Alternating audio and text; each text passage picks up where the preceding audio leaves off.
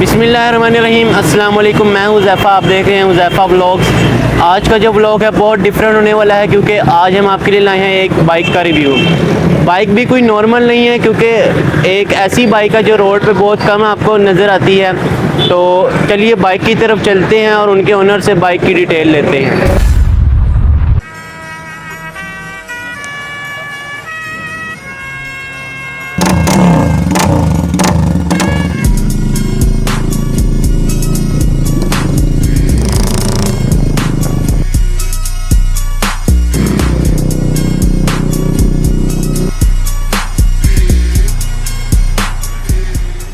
Where is the bike and this is the owner of this bike. अस्सलाम वालेकुम Naufal भाई, कैसे हैं? अस्सलाम ज़ैफ़ा, क्या हाल है? नौफल भाई, थोड़ा हमें इस बाइक की डिटेल बताएं, ये कौन सा बाइक है, आपने कब लिया था? सबसे पहले शुक्रिया ज़ैफ़ा का for this review. This is a high speed 200 SR 200, ठीक है, 2025 मॉडल। और आप देख सकते हैं कि बाइक में थोड़े से चेंजेस आपको नज़र आ रही हैं। मैंने इसमें कुछ ज़्यादा ख़ास नहीं कुछ किया, ठीक है, जितनी भी मेरे से हो सके मैं कर सकूँ। बेसिकली इसमें कुछ ज़्यादा हमने कुछ नहीं किया। इस पर हाँ एक चीज़ है कि इस पर कस्टम स्टेनलेस स्टील का एग्जॉस्ट बना हुआ है, ठीक है, और ये मेरे ख्याल से 16 गेज का है। मुझे गेज का इसमें आइडिया नहीं है, लेकिन काफ़ी मोटी इसकी थिकनेस है, ठीक है। Head to back all stainless steel free flow exhaust है, ठीक है। कस्टम रैप है इसके ऊपर, ठीक है। ये बेसिकली टेक रैप था और बड़ा रेयर रैप है, ये मुझे मिल नहीं रहा था कहीं से। रैप की क्या कॉस्ट आई है आपको? बॉस ये मुझे तकरीबन रैप और कस्टमाइजेशन, क्योंकि ये सारा हाथ से बना हुआ है, ठीक है, ये जो सारे डिज़ाइंस हैं, ये मुझे तकरीबन 15,000 लग गया मेरा इस पर, ठीक है। डिज़ाइन आपने खुद बनवाए या? यार ये कुछ डिज़ाइंस थे जो प्री कट थे, उसके अंदर काफ़ी सारी अमेंडमेंट्स करके खुद उसको थोड़ा सा हमने ना अपना टच दिया, ठीक है। और रहेगी बात एग्जॉस्ट मेरा तकरीबन 14,000 का बना, 14-15,000 का इतना बना। और इस पर कुछ ख़ास अभी चेंज नहीं किया।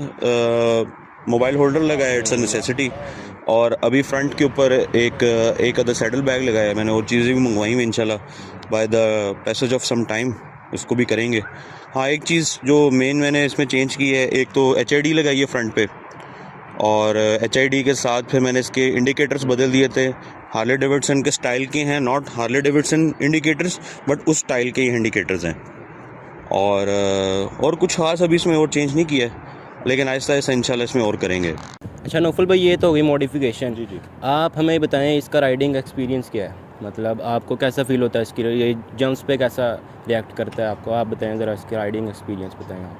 अगर प्राइस पॉइंट के हिसाब से इसको देखा जाए तो this is so far one of the best bikes I have ridden local market की, ठीक है। मेरे पास वाइबियर वगैरह भी थी, ठीक है, अगर आप पिक्चर ऐड कर दें, ठीक है। वाइबियर थी और एक दो बाइक्स भी थी, बड़ी बाइक्स भी रखी हैं मैंने। तो so far for this category of bike, basically ये चॉपर स्टाइल में आती है, ठीक है। और चॉपर और क्रूजर्स बेसिकली क्रूज़ करने के लिए होता है, सिटी राइड और इसके लिए होता है, तो दे आर वेरी कंफर्टेबल, ठीक है।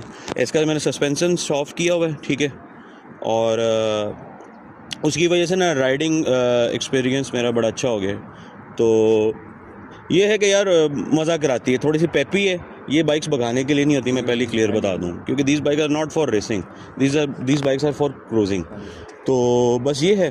अच्छा इंजन के बारे में हमें थोड़ा सा बताएं कि इंजन कितने सीसी है। और ये मेरे ख्याल से 200 है, ऑन पेपर्स आई गेस 210 है, या पता नहीं 198 है। मैंने भी इतना ना इस पर रिसर्च नहीं की अभी। हाँ अलबत्ता ये जोंगशन का इंजन है, ठीक है। और अभी तक टॉप स्पीड क्या मिली है आपको इसकी? GPS पे मुझे दिखा रहा था 115 दिखा रहा था, ठीक है। मीटर पे तो मैं नहीं रिलाय करता, क्योंकि मीटर पे 10 से 15 पॉइंट्स का फ़र्क होता है।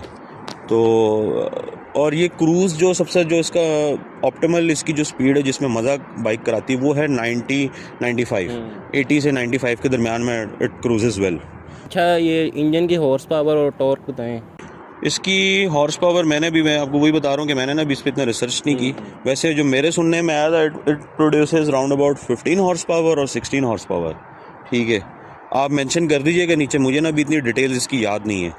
और टॉर्क इसका है, टॉर्क मेरे ख्याल से इसका इन लेट 18s और 20s में है इसका। मुझे इनकी नॉलेज है, मुझे लगता है ये ज़्यादा टॉर्क की बाइक्स होती हैं, मतलब इनके जो इनिशियल होता है वही इनका सब कुछ होता है। क्रूज़र बाइक्स और जो इस तरह की बाइक्स होती हैं वो हमेशा टॉर्क में जानी जाती हैं। स्पोर्ट्स बाइक के अंदर उनका टॉप एंड ज़्यादा होता है, इनका टॉप एंड कम होता है, but they are more torquey motorcycles, क्योंकि इन्होंने क्रूज़ करना होता है।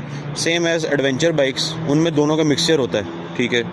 तो ये एक चीज़ होती है, क्योंकि इनमें फ़र्क यह होता है कि जो क्रूज़र बाइक्स होते हैं उनमें पिस्टन क्या कहते हैं छोटा होता है, लेकिन उनका जो पिस्टन रॉड होता है वो बड़ा होता है, ठीक है, जिसकी वजह से उनमें टॉर्क ज़्यादा होती है, ठीक है। और अगर आप उस पर आ जो स्पोर्ट्स बाइक्स पे, तो उनका पिस्टन बड़ा होता है, ठीक है, और रॉड छोटा होता है। तो आई गेस मैंने मिक्स कर दिया, शायद, correct me if I am wrong, ठीक है, शायद मैंने आगे पीछे कर दी, बट ये थोड़ा सा डिफरेंस है इन दोनों में, ठीक है।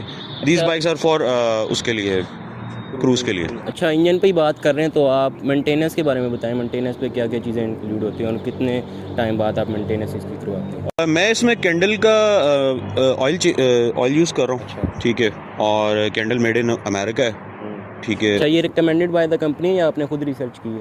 इसमें बेसिकली रिसर्च मैंने खुद की थी, ठीक है। इसमें मोटूल आता है, इसमें एम्सॉइल आता है, और आप इसको अंदर लोकल भी डाल सकते हो, ठीक है। मैंने कहा यार रिस्क क्या लेना है, महंगी मशीन है, थोड़ा सा अच्छा ऑयल डाल लें।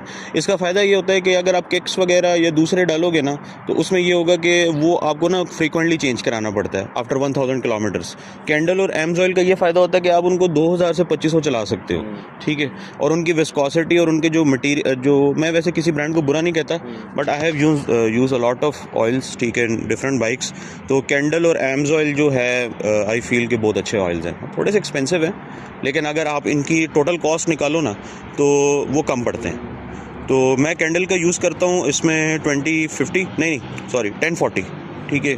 इसमें दो आते हैं, एक परफॉर्मेंस 1 आता है और एक ये फुली सिंथेटिक आता है। मैं फुली सिंथेटिक डाल रहा हूँ अभी, क्योंकि अभी परफॉर्मेंस की भी इतनी ज़रूरत नहीं है इसको, क्योंकि बाइक अभी माशाल्लाह न्यू है। और इसमें मेरे ख्याल से 1.2 लीटर्स डलता है, ठीक है। तो इंजन वाइज तो बाइक अभी अल्हम्दुलिल्लाह फिट जा रही है। अच्छा, ब्रेकिंग के बारे में बताएं, आगे डिस्क है, पीछे ड्रम है, तो बताएं इसका क्या सिस्टम है, ब्रेकिंग का क्या सिस्टम? ब्रेकिंग तो अच्छी है, मतलब नॉट बैड, ठीक है। अब आप वो सुपर बाइक्स और उनके हिसाब ना लगाएं, क्योंकि वो तो पेपी, वो तो ऐसे करके रुक जाती हैं इनको, क्योंकि इसका आप देखें ना, इसके शॉक्स का ट्रेबल बड़ा है, तो it takes some time, but bike रुक जाती है। मेन चीज़ ये होती है कि बाइक का रुकना इंपॉर्टेंट है। बाकी ड्रम ब्रेक है, इट डजंट मैटर, ठीक है। बहुत बड़ी बड़ी बाइक्स के अंदर भी कई ऐसी बाइक्स आती थी जो अब भी शायद आती हैं जिनमें ड्रम ब्रेक्स होती हैं, ठीक है।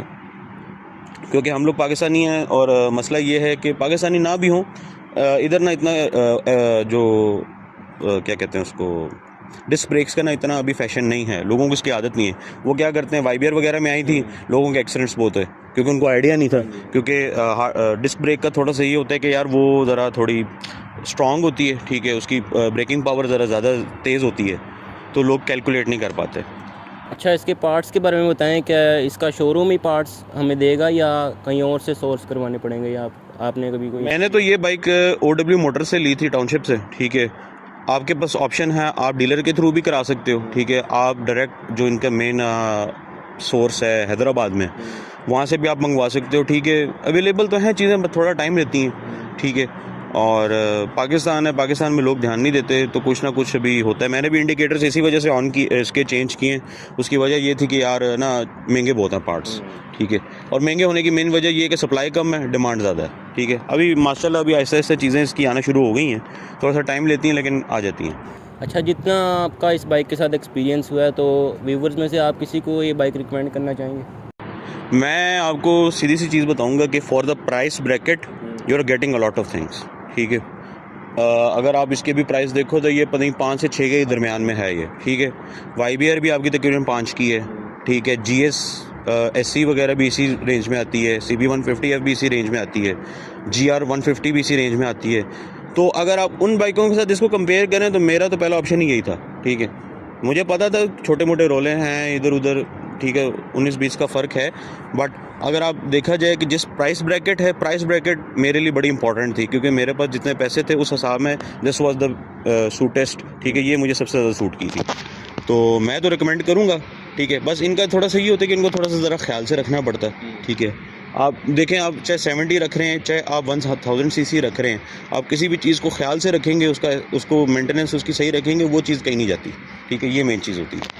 बाइक के अलावा भाई एक ग्रुप भी लीड करते हैं, तो आइए ग्रुप के बारे में भाई से पूछते हैं। जी भाई। मेरा जो जिस ग्रुप का मैं को फाउंडर हूँ that is known as the misfits official. ये लाहौर बेस्ड ग्रुप है, ठीक है। हम लोग बेसिकली हमारा और जो मेरा मोटो है वो ये है कि if you have an engine और उसके ऊपर व्हील्स लगे हुए हैं, you are most welcome in our group. हाँ, but respect is our main चीज़ थिंग, ठीक है। कि हमारा मोटो भी यही है कि रिस्पेक्ट इज़ गिवन, ठीक है। रिस्पेक्ट जब तक नहीं देंगे तो वो एक बड़ी मेन चीज़ है। और बेसिकली हम लोग यही करना चाहते हैं कि यार इस बाइकिंग कम्युनिटी और इस कल्चर को हम लोग इंशाल्लाह, मेरा मोटो यही है कि हम इसको इंटरनेशनल लेवल तक भी लेके जाएं और ये बताएं। और आजकल काफ़ी ऐसे डिफरेंट ग्रुप्स हैं, ठीक है, जो इस चीज़ को प्रमोट कर रहे हैं, ठीक है। हम भी चाहते हैं कि यार हर चीज़ प्रमोट की जाए और ताकि इस कल्चर को हम लोग आगे लेके जाएँ नेशनल और इंटरनेशनल लेवल पर, और लोगों को पता चले कि पाकिस्तान में भी इस चीज़ का ट्रेंड है और people know about this community. जी, तो ये था आज का रिव्यू। उम्मीद है आपको पसंद आया होगा। हम शुक्रिया अदा करते हैं नौफल भाई का कि उन्होंने टाइम दिया हमें और अपनी बाइक का रिव्यू दिया। तो अगर आपको ये रिव्यू पसंद आया तो आप इसको लाइक करें और हमें सब्सक्राइब करें। आप चाहते हैं कि हम और इस तरह के रिव्यू बनाएं तो हमें कमेंट सेक्शन में ज़रूर बताइए। मुझे और नौफल भाई को दीजिए इजाज़त। अल्लाह हाफ़िज़।